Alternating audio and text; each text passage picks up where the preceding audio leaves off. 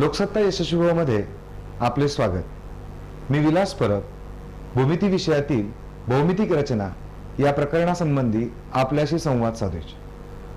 हा संवाद यशस्वी होण्यासाठी लोकसत्ता यशस्वीचे सदर आणि पाठ्यपुस्तक जर आपण आपल्याबरोबर घेतले तर हा संवाद आणखीन सुखद होईल. भौमितिक रचना हे भूमितीतील अत्यंत सोपं प्रकरण, पण मग सोपं असताना इथे चुकाई तितक्याच होतात. गुण मिळवून देणारे हे प्रकरण, या प्रकरणांतर्गत अचूकता आणि टापटीपणा हा सर्वत्र पाहिला जातो. म्हणून या प्रकरणाचा अभ्यास करताना विद्यार्थीओ तुम्हाला काही गोष्टी आल्याच पाहिजेत, त्या अभ्यासल्याच पाहिजेत. त्यातील पहिलं रेषाखंडांचा लंबदुभाजक काढणे. हा लंबदुभाजक काढत असताना जो रेषाखंड काढायचा आहे त्याला नाव द्यायचं आहे आणि त्याच्यानंतर रेषाखंडाचा लंबदुभाजक काढायचा.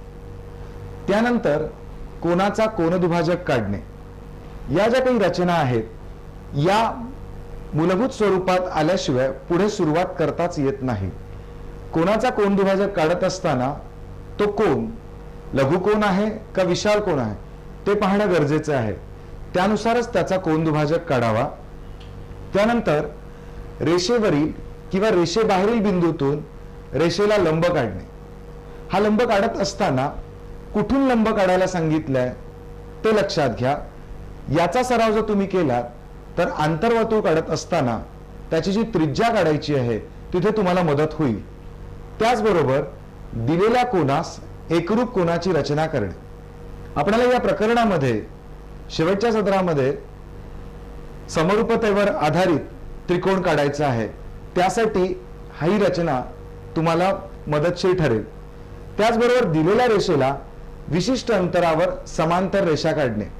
विद्यार्थी ही समांतर रेषा काढताना बहुतेक वेळा असं आढळलं की विद्यार्थी पट्टीचाच वापर करून समांतर रेषा काढतात.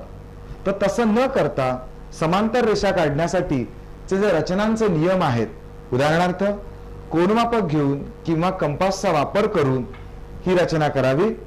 त्यानंतर रेषाखंड दिलेल्या प्रमाणात विभागणं हे तुम्ही इयत्ता 8वी मध्ये शिकलेले आहात, त्यामुळे हे सोपं जाईल. पण यावेळेला काही ठिकाणी मुलं हा रेषा प्रमाणात दुभागत असताना कोनाला विशेष महत्व देतात. इथे तुम्ही कितीचा कोन घेता याला महत्व नसून जो कोन घ्याल तो दोन्ही बाजूला समान असला पाहिजे. त्यानंतर लघुकोन आणि विशाल कोनातील फरक. विद्यार्थी हा अत्यंत महत्वाचा रचनेतला भाग आहे. एखाद्या वेळेला 120 अंशाचा कोन सांगितला जातो, तुम्ही कोनमापकावर 120 अंशाचा कोन म्हणून घेता, पण ती रचना होते लघुकोनाची. त्यामुळे जेव्हा लघुकोन विचारला असेल त्याला तो लघुकोनच आला पाहिजे, विशाल कोन विचारला असेल त्याला विशाल कोनच आला पाहिजे. याकडे लक्ष द्या. आता या गोष्टी मूलभूत स्वरूपात तुम्ही अभ्यासल्यानंतर या प्रकरणांमध्ये कुठे आणखीन काळजी घ्याल ते अभ्यासणं महत्वाचं आहे.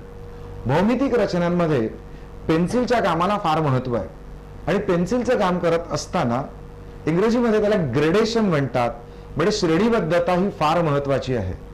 ज्या वेळेला आपण एखादी आकृती काढतो त्यावेळेला मुख्य आकृती सर्वात ठळक असली पाहिजे आणि तिच्याबरोबर असलेल्या दुय्यम आकृत्या या त्यापेक्षा पुसट असल्या पाहिजे. आपण उदाहरणच घ्यायचं झालं तर आंतरवर्तुळाचं घेऊया. त्रिकोणाचं आंतरवर्तुळ काढणं, यामध्ये मुख्य आकृती त्रिकोण आणि त्याचं अंतर्वर्तुळ. बरं, तुमच्या संपूर्ण उत्तरपत्रिकेमध्ये ज्यावेळी रचना कराल त्याला रचनेमध्ये तुमचा त्रिकोण आणि वर्तुळ हे स्पष्ट असले पाहिजेत. त्याच्या खालोखाल कोनदुभाजक आणि त्याच्या खालोखाल कंस हे पुसट असले पाहिजेत. म्हणजे हे जे ग्रेडेशन तुम्ही नीट सांभाळलात तर तुमची आकृती सुबक दिसेल. या ठिकाणी कंसांच्या खुणा पण ज्या आहेत त्या दिसण्या इतपत स्पष्ट असाव्यात पण ठळक जास्त नसाव्यात. म्हणून एक्स्ट्रा डार्क पेन्सिलचा वापर भौमितिक रचनांमध्ये करू नये. तो केला तर आकृती काळपट होण्याचा धोका तिथे संभवतो. आता आपण काही रचना इथे पाहू. या रचना पाहत असताना कोणत्या काळजी घ्यायची ती लक्षात घेऊ. आंतरवर्तुळ रचनेसाठी मुळात आंतरवर्तुळ आणि परिवर्तुळामध्ये तुमचा गोंधळ असा होतो की कोनदुभाजक काढायचंय का लंबदुभाजक. तर आंतरवर्तुळासाठी आपल्याला कोनदुभाजकांची गरज असते, तर परिवर्तुळासाठी आपल्याला कोणत्याही दोन बाजूंच्या लंबदुभाजकांची गरज असते.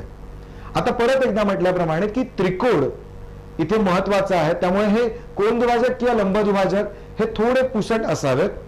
त्यानंतर अंतर्वर्तुळ काढत असताना कोन दुभाजकाच्या छेदनबिंदूतून त्या कोणाच्या सामायिक भुजेवर लंब काढायचा आहे.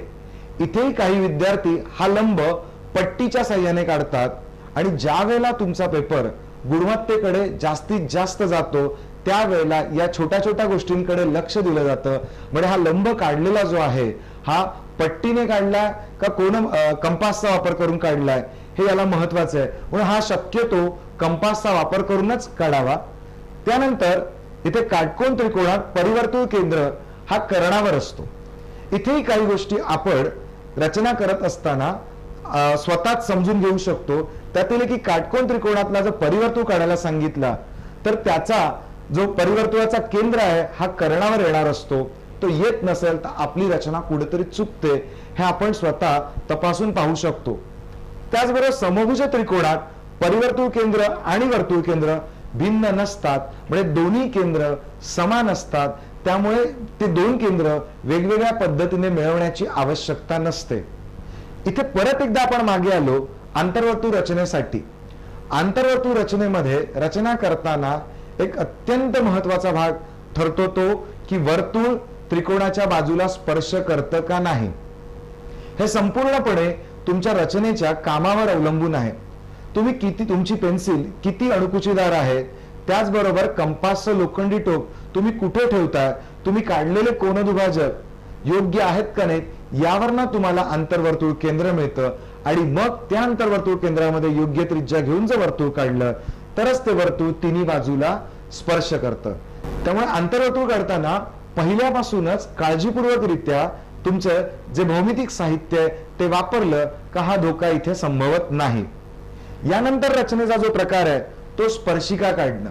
स्पर्शिका काढताना आपल्या अभ्यासक्रमात 3 वेगवेगळ्या प्रकारे स्पर्शिका काढायच्या आहेत. एक आहे वर्तुळावरील बिंदूतून वर्तुळ केंद्र वापरून, वर्तुळावरील बिंदूतून वर्तुळ केंद्र न वापरता, आणि शेवटी वर्तुळाबाहेरील बिंदूतून. इथे आपण समजून घेतलं पाहिजे की आपल्याला दिलेली सूचना कशी आहे.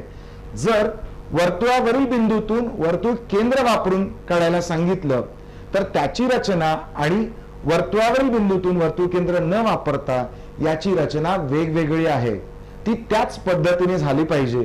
जर समजा तुम्ही या दुसऱ्या प्रकारच्या रचनेसाठी जर पहिल्या प्रकारची रचना करून जर स्पर्शिका काढली तर इथे गुण मिळत नाहीत. त्याचबरोबर वर्तुळाबाहेरील बिंदूतून स्पर्शिका काढताना त्या 2 स्पर्शिका निघतात, हेही तिथे लक्षात घेतलं पाहिजे. या ठिकाणी आणखीन एक प्रश्न विचारला जातो, स्पर्शिका खंडाची लांबी. या स्पर्शिका खंडाची लांबी फक्त आपण तिसऱ्याच प्रकारामध्ये देऊ शकतो. ते जे उत्तर आहे ते रचनेच्या खाली लिहिले जावे.